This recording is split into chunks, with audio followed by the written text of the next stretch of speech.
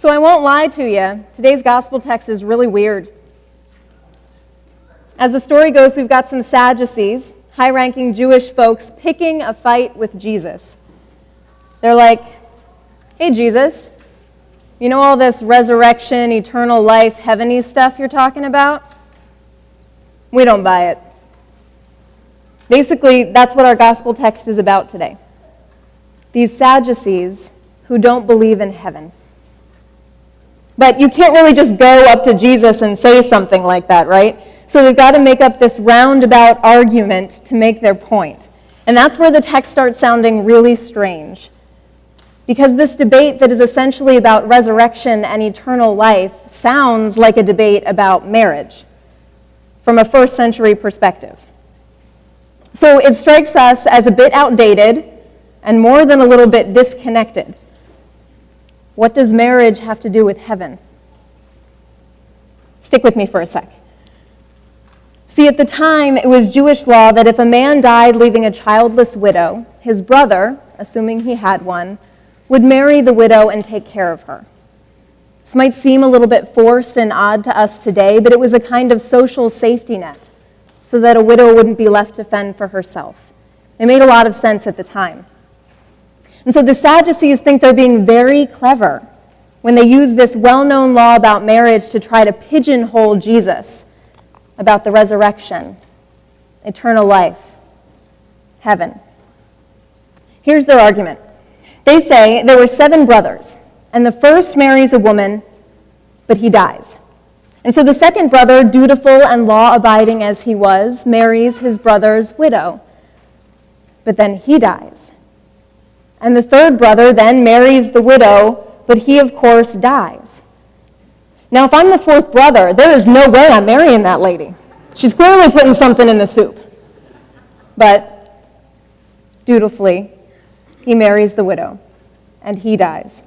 And the Sadducees say we go on like this until we run out of brothers.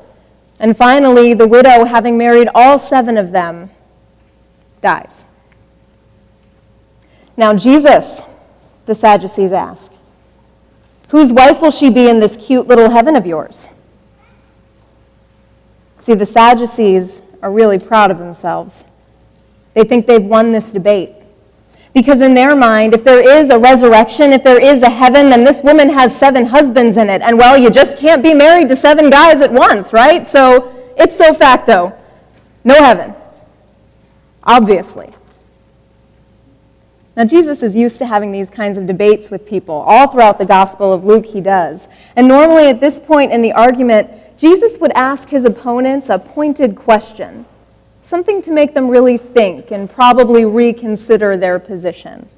It's a nice way of telling someone they're really off base, right? Like when your friend puts on a terrible outfit and you say, you sure you want to wear that? That's Jesus' normal debate style. But he doesn't do that here. He's very, very direct with the Sadducees. He comes right back at them with this zinger. Those who belong to this age get married, but those who belong to the age to come don't. Well, now it sounds like Jesus is saying marriage is bad, and that if you're married, you can't go to heaven, which is not only weird, but a little disconcerting for those of us who put a ring on it, right? But take a deep breath. Jesus is not anti-marriage. He does, however, have a problem with the Sadducees using their laws, human laws, in this case about marriage, to make decisions about what God can and cannot do. I mean, think about what the Sadducees have actually argued here.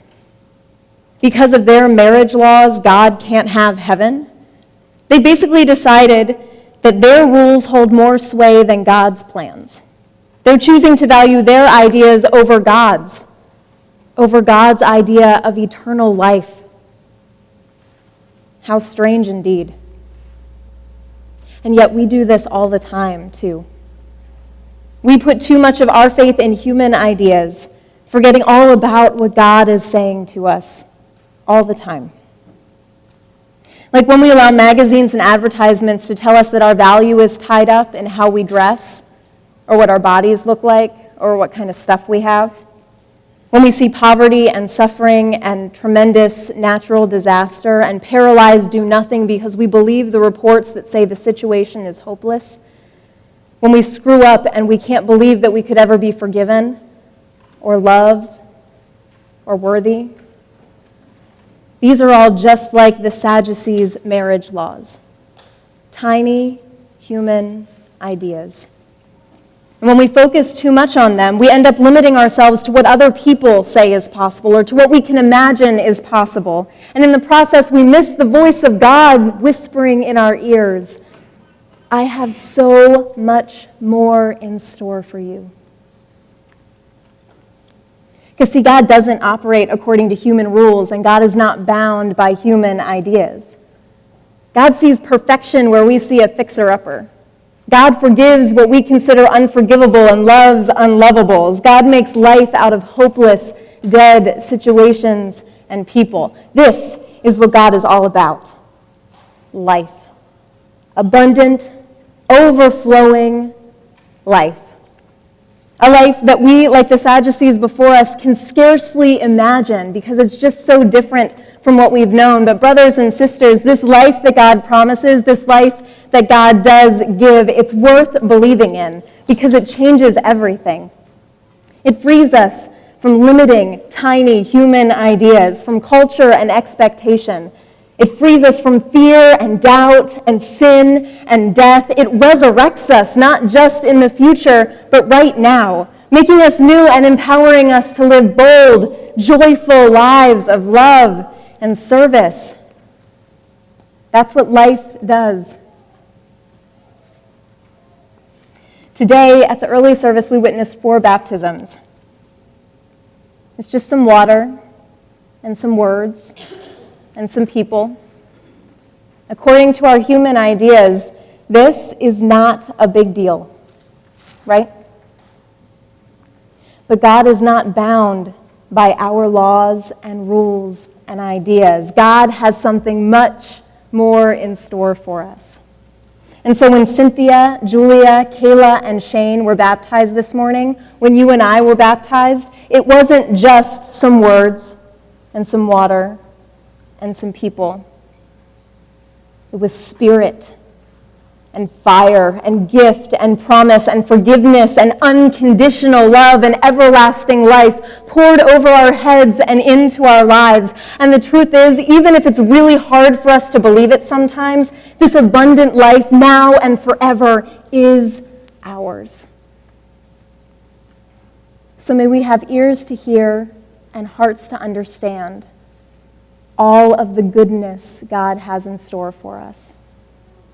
Thanks be to God. Amen.